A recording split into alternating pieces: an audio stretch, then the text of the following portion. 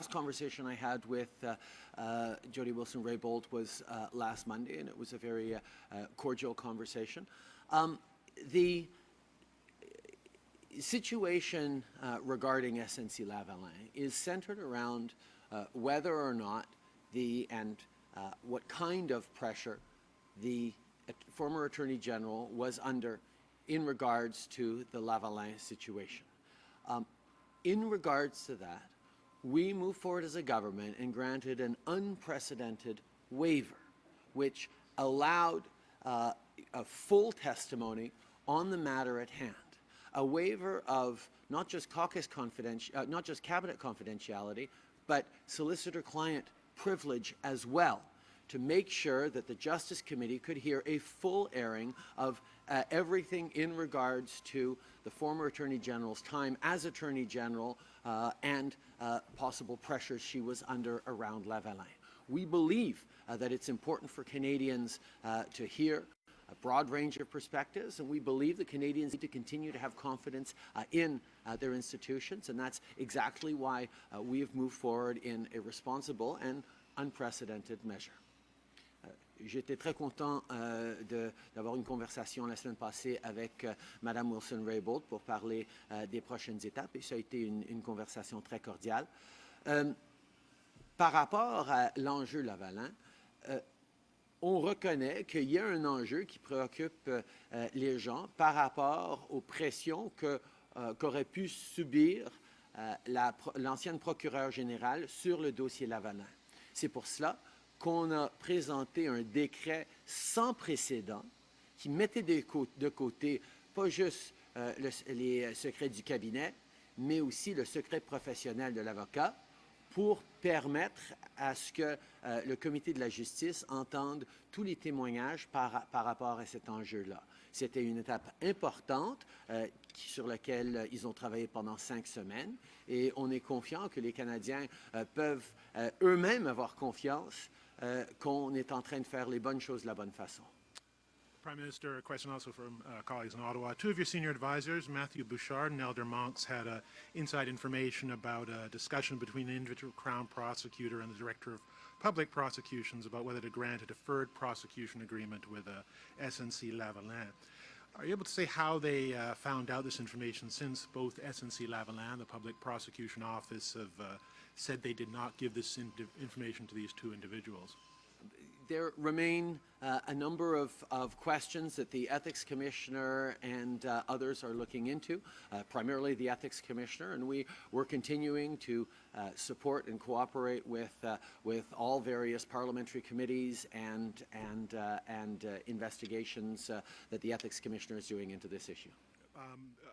Will these individuals remain working for you, given that Ms. Wilson-Raybould's Chief of Staff said they were not aware of any internal dispute on this matter? I think one of the issues that we've demonstrated through this process is that we are a party that celebrates and values differences of experience, differences of opinions, differences of perspectives within our team. Because of that, when we have a broad range of perspectives, sometimes there are differences of opinion, differences of perspective. And we have been working hard on that. We've been working hard on moving forward in a way that allows us to move on and invest in Canadians and respond to the very real concerns that Canadians have. But we've also moved forward in ways that change some of our internal processes so that situations like this won't arrive in the future. That's why we're moving forward in a meaningful and tangible way on changing some of the processes within our office. We're bringing in some external advice, and we're creating more support for caucuses. En français aussi? Nous allons toujours regarder comment nous pouvons améliorer notre façon d'appuyer les membres du cabinet, les membres du caucus. On a amélioré nos processus à plusieurs niveaux à l'interne, et nous allons continuer de défendre l'intégrité de nos institutions et continuer aussi d'investir dans les choses que les Canadiens nous disent à chaque jour ils ont besoin. Bonjour, Monsieur le Premier ministre. Moi, j'ai une question qui vient d'un collègue de Hong Kong. Il y a tout d'abord Ottawa qui a accordé à une mère et sa fille sans papier qui avait caché Edward Snowden pendant son exil justement à Hong Kong. Donc, ils sont actuellement en route vers le Canada, vont arriver en fin de journée. Est-ce que vous ne craignez pas que le fait d'accorder l'asile à cette personne qui a caché Edward Snowden va encore une fois refroidir vos relations avec les États-Unis? Et si vous pouviez répondre également en anglais. Okay. Nous avons un processus d'immigration et d'analyse de statut de réfugié qui est tout à fait indépendant et un processus intègre qui suit son cours indépendamment des politiciens. Nous avons confiance dans notre processus d'immigration et de réfugiés et parce que c'est un cas particulier, ce serait inapproprié pour moi d'en dire plus. We have a strong and rigorous immigration and refugee process. We trust the professionals who work on various files to make the right decisions. It's a process that is independent from political engagement to a large part. And because, of course, this is a situation regarding a specific case, it would be inappropriate for me to comment further. Et puis, Omar Kader n'aura pas finalement à purger de peine d'emprisonnement. C'est ce qu'a décidé un tribunal albertain ce matin. Vos réactions là-dessus, encore une fois en français et en anglais. Évidemment, c'est une nouvelle qui vient juste de paraître. Alors, je ne peux pas en dire beaucoup, mais je vais certainement souligner que nous sommes un pays qui respecte et la règle de droit et le processus judiciaire. This is obviously breaking news this morning, so I won't be able to say too much on it other than to reinforce that, of course, we are a country that respects the rule of law and very much respects the judicial process. We're here at this affordable housing announcement in Maple Ridge, and there's been some big homelessness issues here. Just wondering what your conversations have been like with the municipal and provincial governments, and what is the federal government doing here in Maple Ridge to help solve this problem that's affecting so many people? One of our focuses as an approach to government has always been to respect and work with municipalities right across the country and provinces right across the country as partners. It's not for the federal government to determine what is best for a particular neighborhood or a particular community, but it is up for us to be partners on the plans and projects like people like the mayor have for their communities. And that's exactly what we do. We put forward a historic national housing strategy that talks about $40 billion over the course of this decade to invest in affordable housing, to increase rental stocks, to increase the supply of housing, but also to reduce chronic homelessness by 50% in the coming years. This is a real initiative that is making a tangible difference right across the country, and we look forward to continuing to work with our provinces, with our partners, the provinces and the municipalities, on ways that work for them.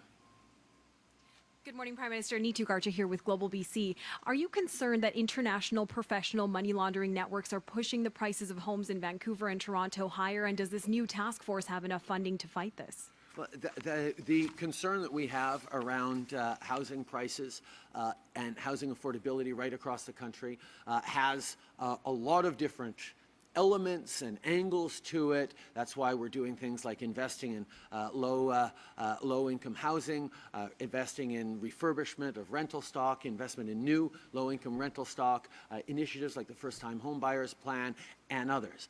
But we do recognize that there is a factor around money laundering and real estate tax evasion that is becoming a significant challenge, one that we're working very closely with the province on, and one that we are taking significant steps forward in this budget to empower the Canada Revenue Agency with more tools. And I can assure you that Ministers Bill Blair and Bill Morneau are both very much engaged with this issue. And does Canada need legal system changes in order to fight transnational crime? We are obviously always going to be looking at how we can do more and do take next steps to ensure what Canadians need. We also have to be very mindful that there are always dangers of unintended consequences, so any steps we take need to be done very carefully and ideally in careful collaboration with municipal and provincial partners.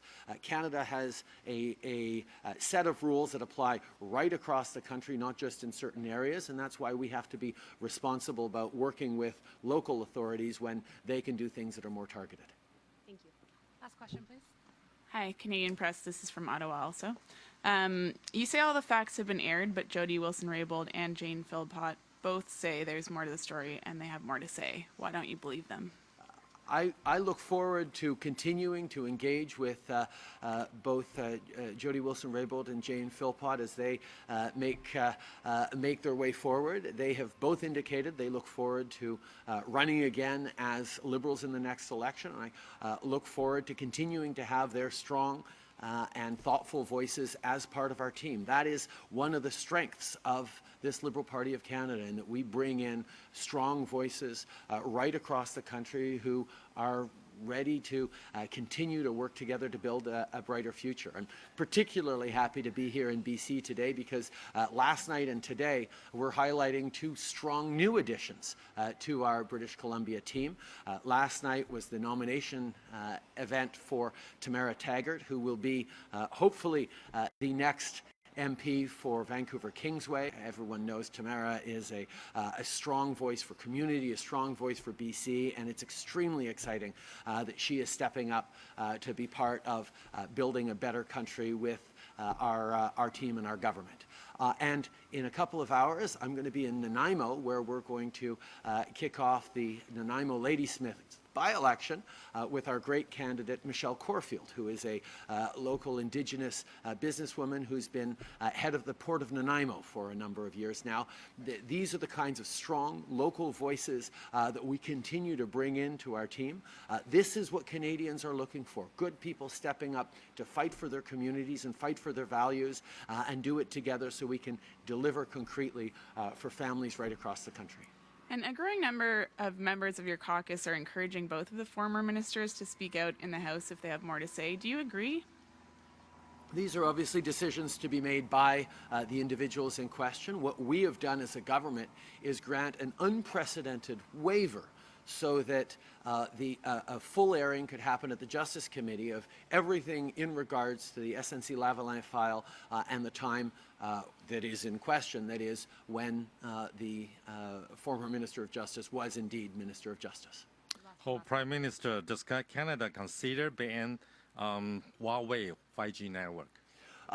We recognize that technology is transforming our lives, our businesses, our countries very rapidly, and communications technology is both something that is essential to economic growth and development and competitiveness for our companies and our citizens right around the world, but also a significant concern when it comes to privacy concerns, when it comes to security concerns, when it comes to intellectual property concerns.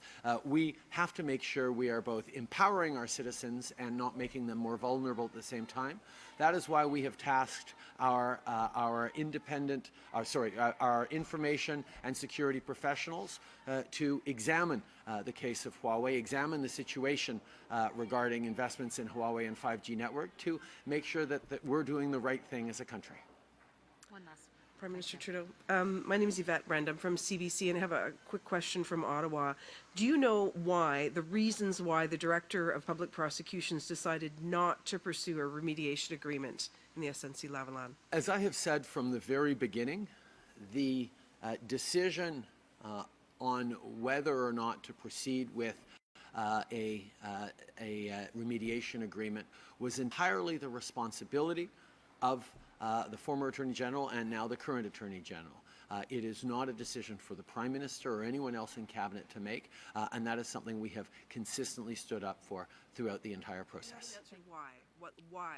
Do you know the why? There are obviously many different aspects to the rule of law and our institutions, and as a government we will always defend the rule of law, we will always stand up for our institutions, we will always move forward in ways that strengthens Canadians' confidence in our system and in our government. Merci beaucoup tout le monde. Thank you very much. Let me just go over and say hi to them.